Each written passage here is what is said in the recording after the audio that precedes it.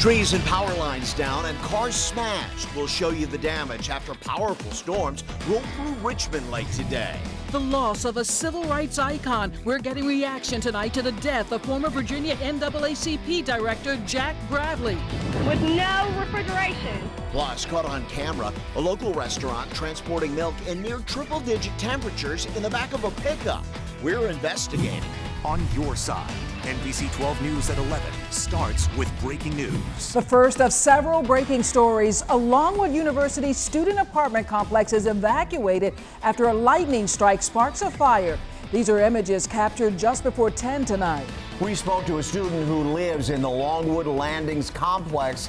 She tells us they were moved to another building and that the apartment does have a lot of water damage. So far, no word on any injuries. We have team storm coverage for you tonight, including Brittany McDonald with a frightening close call for a Richmond couple and their young children. But we begin tonight with meteorologist Jim Duncan and the First Alerts Weather Center. And is the severe weather over? Yeah, the severe weather, and we've had some isolated severe reports. Of course, the thunder and lightning, a huge issue with the storms, as well as heavy rain. But we're still looking at heavy rain coming across central Virginia. One area up toward King William, King and Queen County, moving toward the northern neck. Another area coming through Powhatan County. What has come through Richmond is dissipating somewhat, and even these storms in western Powhatan losing a lot of their punch, I would say. They're still producing heavy rain coming down at the rate of 3 inches an hour. That's heavy rain in western Powhatan, moving up toward Goochland. But I think this is what's going to cross into Metro Richmond next, but I think in a weaker state. In other words, we'll see some heavy rain probably coming back across Richmond in the next half hour or so, and then things finally settle down. We still have flood advisories out here through western Fluvanna County until 12:15. These are flood warnings that have been extended until 1:45 in the morning for central Spotsylvania County because the heavy rain continues up there, and they've had some significant flooding problems in terms of areas of slow drainage. So that's what we're watching for the balance of the next couple of hours. More rain coming through, and then we'll deal with more heat tomorrow. In fact, we have another First Alert Action Day tomorrow and heat advisories as well. More on that in your full forecast ahead. Okay, Jim, we'll check back. Thank you very much. And of course, we'll have more on the storm aftermath in a moment. First, though, some breaking news tonight. Former Virginia NAACP president and local radio host Jack Gravely has passed away after a battle with cancer. Rodney Thomas, a former legislative representative for the state NAACP, confirms Gravely died of a heart attack today at VCU Medical Center. On your side, Chris Thomas is in the First Alert Center where tributes are pouring in. Chris? Well, that's right, Sabrina. Mayor Jones and state NAACP leaders all releasing statements tonight about the passing of Jack Gravely. One of his last television appearances was right here on NBC 12 back in July. It's a big loss to so many of us. Charles Willis, president of United Communities Against Crime, stunned to learn civil rights leader and veteran broadcaster Jack Gravely is dead. Jack brought the issues that people wanted to hear and wanted to talk about, but were scared to speak on them. I don't run from controversy. I don't run from people. For years, he hosted the Jack Gravely Show weekdays on Rejoice 990 AM. He was also executive director of the Virginia NAACP, but he resigned back in July right here on NBC 12, saying the organization had moved too slowly after recent officer-involved shootings. If we smell it, he was going to tell it. And you're saying Jack was like that? Jack was like that. If he smell it, he'll tell it. Richmond Mayor Dwight Jones releasing this statement saying Richmond has lost a true freedom fighter with the passing of Jack Gravely. As a seasoned broadcaster, he worked to lift the consciousness of the public on many important matters. He was a person who had a true heart for all people, and the public policy arena has lost a sturdy rudder. My condolences go out to all of his family and friends who've lost this most notable man. And Linda Thomas, president of the Virginia State NAACP Conference, had this to say. Jack had a long and distinguished career at the state and local level of the NAACP. The influence of his leadership and advocacy strengthened our organizational foundation. His passing leaves a void not only in the NAACP, but in the extended community at large, which he served well. Willis says he could not agree more. His living is not in vain, not in Richmond, not in Virginia. And Jack Gravely leaves behind a wife, 2 daughters, and loving grandchildren. He was a longtime member and deacon at Good Shepherd Baptist Church in Petersburg. We'll keep you posted on funeral arrangements. For now, on your side in the First Alert Center, Chris Thomas, NBC 12 News. He was such a commanding, powerful presence when he spoke. He got people's attention for sure. Chris, thanks. Now back to tonight's strong storms and the damage across Metro Richmond.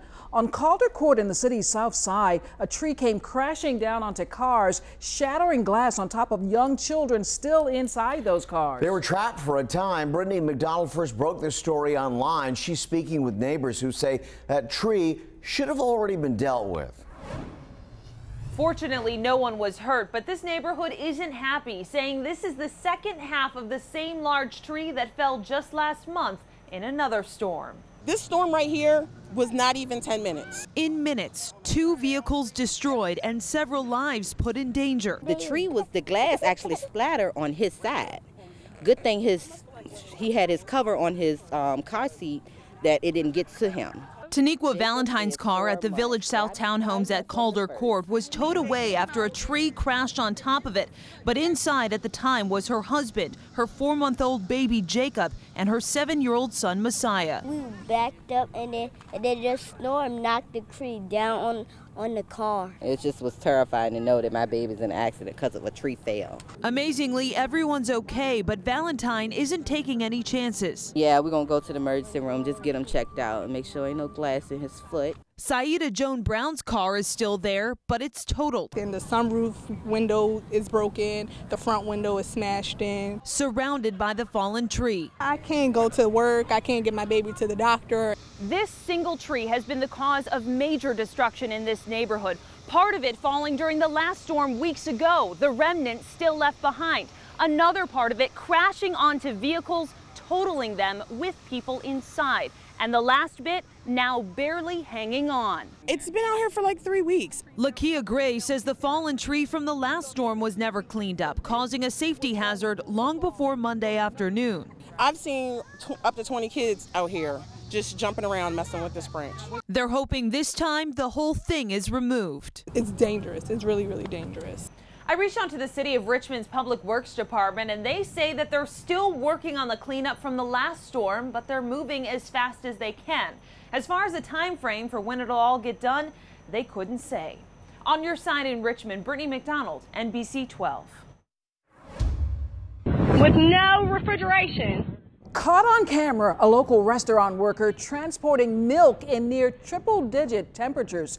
It's loaded into the back of a pickup truck before it's sold to you.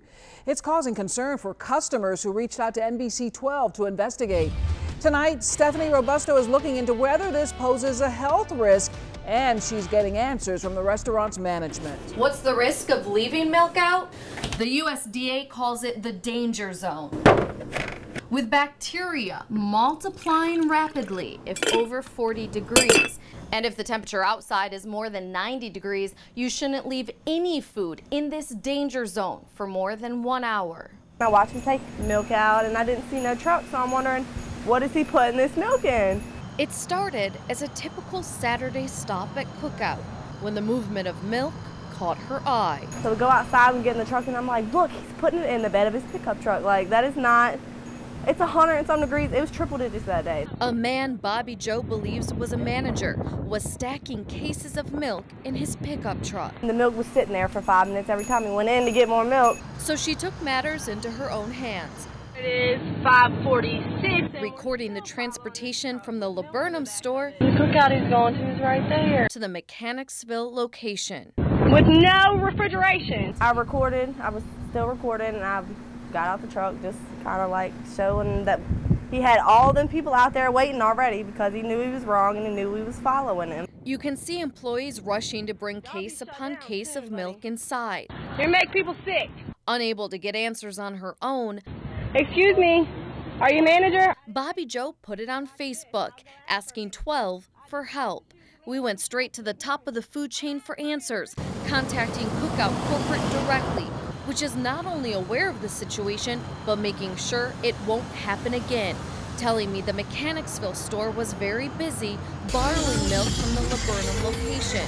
Both stores owned and operated by the same person. Cookout claims the milk was driven for 5 miles and that the temperature of the milk was correct to serve, and says this will not happen again. But the explanation isn't sitting well with customers. We love Cookout, like we eat there a lot, and now we'll never eat there again and ruin it. On your side, Stephanie Robusto, NBC 12 News. Just into our newsroom, police in Chesterfield looking for a man that they say robbed a Dollar General store just about 2 hours ago. Police say someone after 10 o'clock tonight walked into the store on Jeff Davis Highway near Swineford Road and passed a note to the cashier saying he had a gun. He then demanded money. Once the suspect got cash, he left. Please, if you have any information about this crime, please call Crime Solvers. New information coming in on an accident in Chesterfield that sent 7 people to the hospital. This is what it looked like on southbound 288 between Powhite and Hall Street around 6:30. At one point, backups were about 7 miles. Chesterfield fire officials tell us a van and car collided. 7 people, all from the van, were taken to the hospital. They are all expected to be okay. No word on any charges tonight.